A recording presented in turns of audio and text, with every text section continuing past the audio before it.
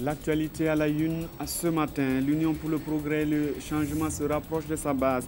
Le parti de Zéphirin Diabré est allé rencontrer les militants de 4 communes des Hauts-Bassins. À l'ordre du jour, les élections de novembre 2015 à suivre dans ce journal.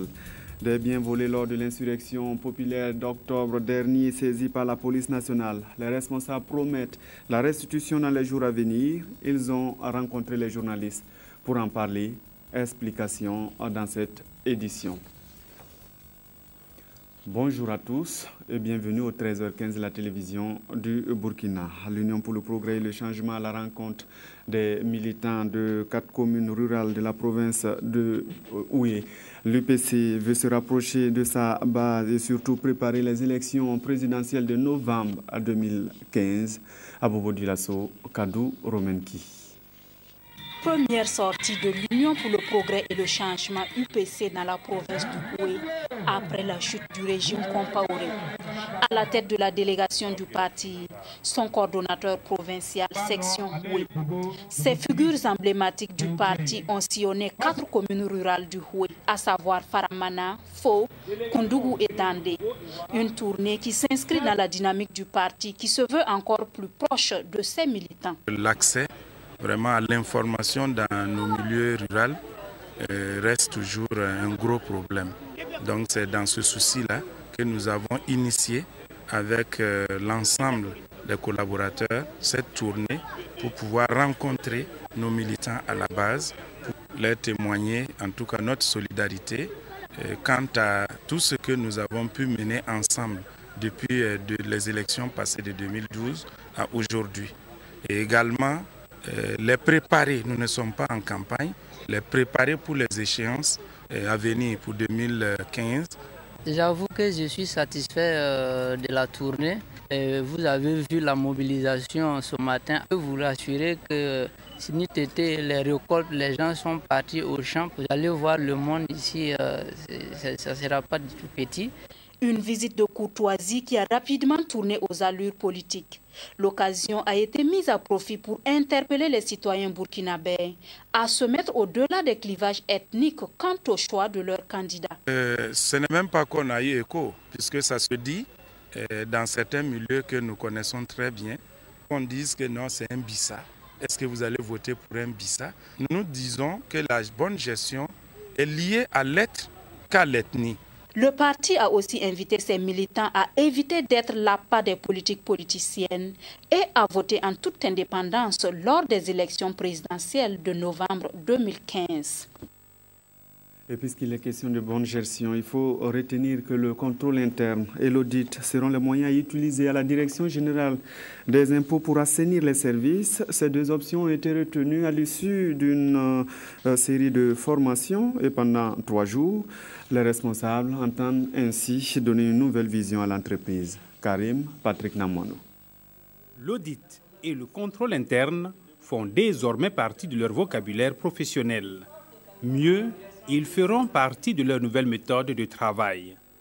En 3 jours, ces concepts ont été exposés et mieux expliqués à ces agents de la Direction générale des impôts.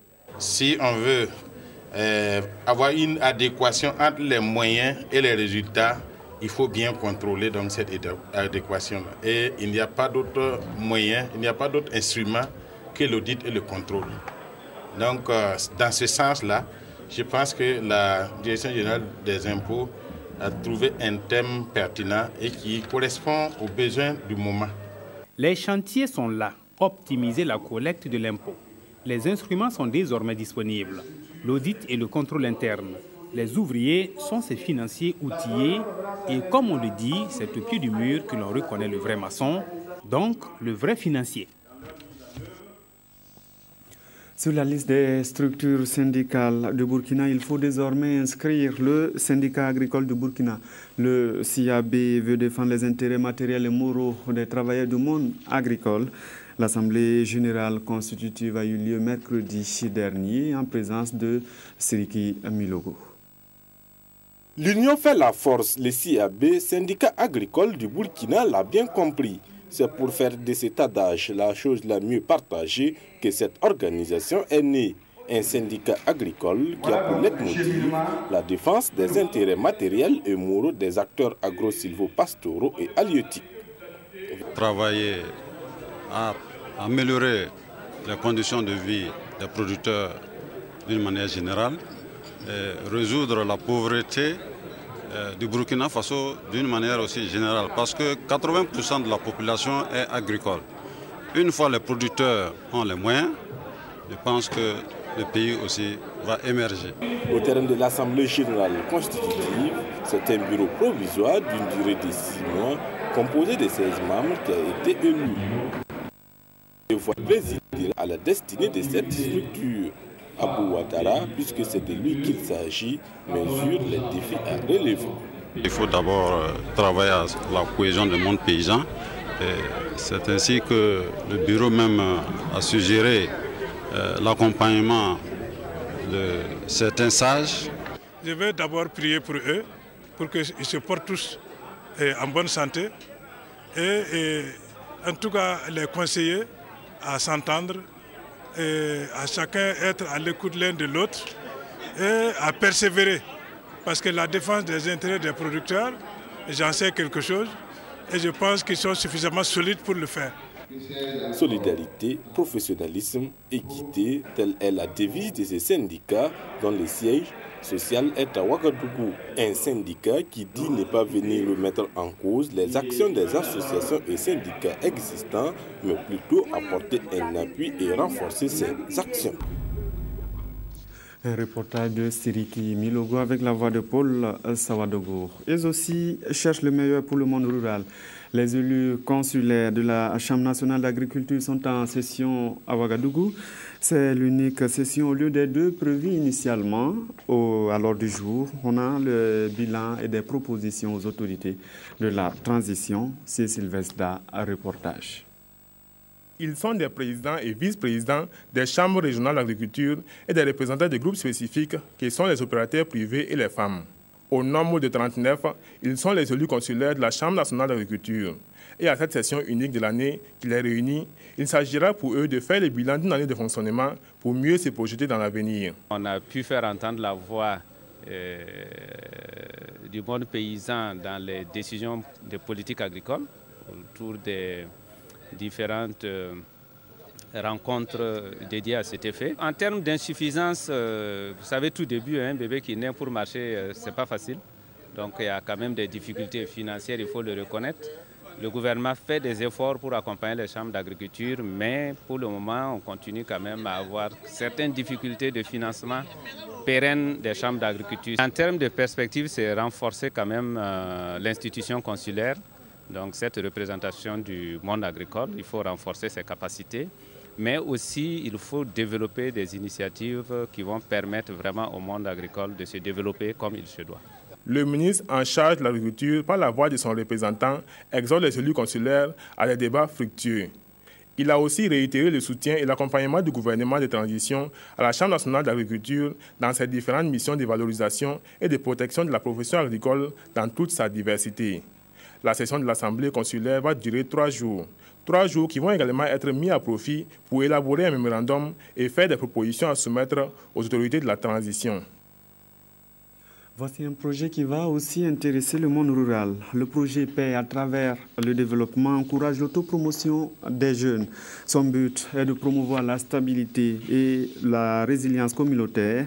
Il a été lancé, la phase 2 notamment a été lancée à Dori. Les explications de Bernard Diasso.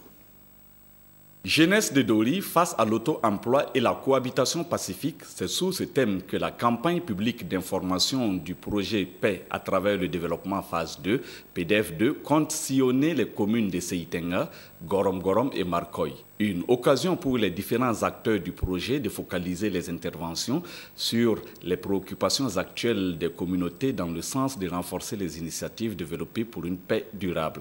Il n'y a pas de développement sans paix. Alors, donc, ce projet, en tout cas, se distingue par la particularité des objectifs qu'il poursuit. Et donc, nous avons le devoir de l'accompagner. On voudrait conscientiser les jeunes à développer l'esprit créatif pour l'auto-emploi. Généralement, l'oisiveté des jeunes peut être source de plusieurs maux. Et on sait d'ici, à travers ces 5 jours d'animation et d'accompagnement des jeunes, les jeunes peuvent développer l'esprit créatif, savoir créer d'eux-mêmes les petites opportunités pour s'autofinancer. C'est quelque chose qu'on peut gagner et accompagner la province. Au cours de cette cérémonie, des lauréats au premier concours des meilleures productions locales des radios partenaires du PDF2 ont reçu des prix. Composés d'attestations, de matériels informatiques et d'enregistreurs numériques, ces prix vont contribuer à l'autonomisation de ces radios lauréates. Nous sommes vraiment très heureux par rapport à cette participation et éventuellement pour être parmi les lauréats des meilleures productions locales radiophoniques. C'est tout naturellement des sentiments de joie qui m'animent en ce moment, parce qu'après la réception d'un prix parmi tant de candidats, on ne peut que s'en réjouir. Ce projet, Paix à travers le développement en phase 2, PDF2, est financé par le gouvernement américain à travers l'Agence des États-Unis pour le développement USAID. Le Fonds Enfants est un autre projet qui lutte contre les travaux des enfants et les pire-formes. Il est déjà à sa 4e phase avec un budget de 5 milliards de francs CFA. Le comité de pilotage est en réunion à Ouagadougou. Estelle Judith Assoba. 5 mois après le lancement officiel de la 4e phase du projet de lutte contre la traite et les autres pires formes de travail des enfants, les membres qui sont chargés de sa mise en œuvre se retrouvent pour leur première session ordinaire. À cette rencontre, ils doivent identifier les activités à réaliser pour les 3 années à venir, définir un plan opérationnel avec une budgétisation à l'appui. De plus en plus, une prolifération de traite des enfants au niveau des sites. Et cela veut dire quoi? Cela veut dire qu'il faut redoubler davantage et c'est pour cela que nous avons la coopération allemande avec nous pour nous accompagner dans cette tâche. Ce combat contre la privatisation des enfants de leurs droits est engagé depuis près de 10 ans maintenant avec le soutien financier du gouvernement allemand à travers la KfW. Et selon le comité de pilotage, il s'agit d'une lutte de longue haleine. Cette 4e phase prévoit de grands projets. Nous allons mettre beaucoup plus l'accent sur les réalisations. Il est bon d'accompagner effectivement le gouvernement pour mettre en place les textes qu'il faut, mais il est aussi bien de mettre en place les structures au niveau local, de telle sorte que effectivement les enfants qui ne partent pas à l'école puissent effectivement aller à l'école, parce que vous savez que quand il n'y a pas véritablement d'école, les enfants ont plutôt tendance à aller sur des sites, ils sont potentiellement des enfants à risque. Le montant alloué pour mener à bien cette 4e phase s'élève à 5 milliards 200 millions de francs CFA. Le centre-est, l'Est et le Sud-Ouest sont les régions bénéficiaires. Les ambitions, c'est effectivement de mettre en place des plans d'action au niveau des communes de lutte contre la traite des enfants et de pouvoir les accompagner à la mise en œuvre pour lutter contre la traite des enfants. Et aussi de mettre en place des infrastructures, de réaliser des infrastructures à même d'occuper les enfants, à même d'apporter les informations aux enfants sur leurs droits. Des actions de prévention et de réinsertion des enfants victimes ou exposés à la traite et aux travaux dangereux devraient soulager de nombreux enfants vulnérables et donner beaucoup d'espoir aux parents des régions concernées. Dans l'actualité ce matin, si vous avez perdu du matériel lors de l'insurrection populaire des 30 et 31 octobre dernier, il y a un espoir de le retrouver. La police nationale a annoncé hier avoir saisi un important lot de matériel. La restitution sera dans les jours à venir. La police l'a annoncé aux journalistes au cours d'une conférence de presse. Nathalie Sawadogo. 103 engins à 2 roues, 3 tricycles, 280 sacs de riz, 225 bidons d'huile, 111 feuilles de tôle, des cartons de carreaux, des sacs de haricots, du couscous et divers autres lots de matériel. Voilà ce que la police nationale de Ouagadougou a pu saisir des mains des pilleurs lors des derniers événements des 30 et 31 octobre dernier. À cette conférence de presse, le commissaire central de police de la ville de Ouagadougou a fait le point des objets saisis et lancé un appel à toutes les victimes des pillages lors de l'insurrection. Nous profitons de cette occasion pour inviter les éventuelles victimes à passer dans les jours à venir, vérifier si un quelconque de leurs biens ne fait pas partie des biens saisis et produire les pièces justificatives pour entrer en leur possession. Parlant des pièces justificatives, il peut s'agir des reçus d'achat, il peut s'agir des cartes grises pour ce qui concerne les engins ou des bons de commande, tout ça. Tout ce qui peut en tout cas prouver que le bien appartient aux intéressés sera pris en compte et leur matériel leur sera restitué sans frais. Nous saisissons l'occasion aussi que vous nous offrez pour lancer un appel à tous ceux qui détiendraient encore par devers eux des biens saisis lors de ces pillages-là, qu'ils prennent toutes les dispositions pour les déposer auprès des différents services de sécurité. Mais passé le délai de 2014, à partir de 2015, tous ceux qui vont être saisis en possession de ces biens, nous serons en droit et même, j'allais dire, dans l'obligation de les conduire devant le procureur du Faso. Tous ces biens ont été saisis à l'occasion des fouilles ou pas des dénonciations. Certains pilleurs ont tout simplement préféré venir déposer les biens qu'ils détenaient dans les différents services de la police. Cette conférence a été une occasion pour la police de démentir les rumeurs selon lesquelles elle procéderait à des fouilles arbitraires dans les domiciles.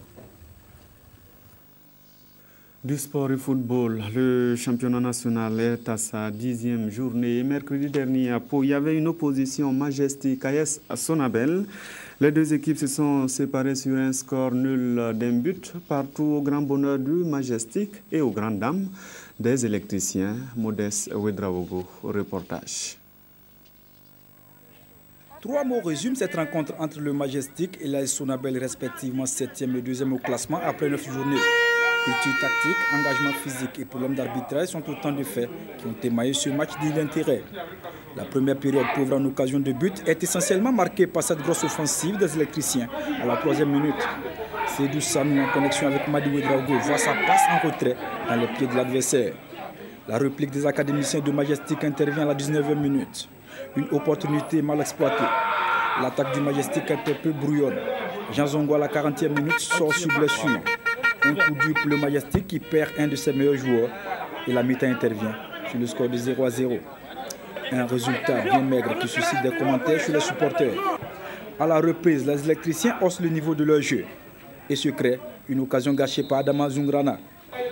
La première montée des académiciens à la 51e minute fait mouche. Sur cette frappe, l'arbitre voit une main du défenseur électricien et siffle un pénalty.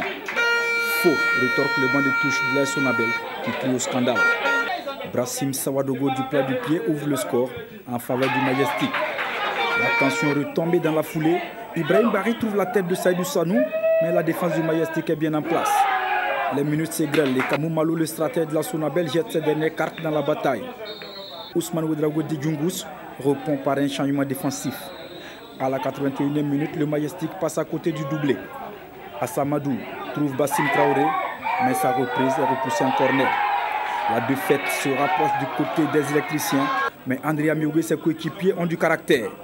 À la 84e minute, le même André Amiogou exploite judicieusement la sortie manquée de Drissa Traoré et signe l'égalisation. Un but partout, c'est le score final.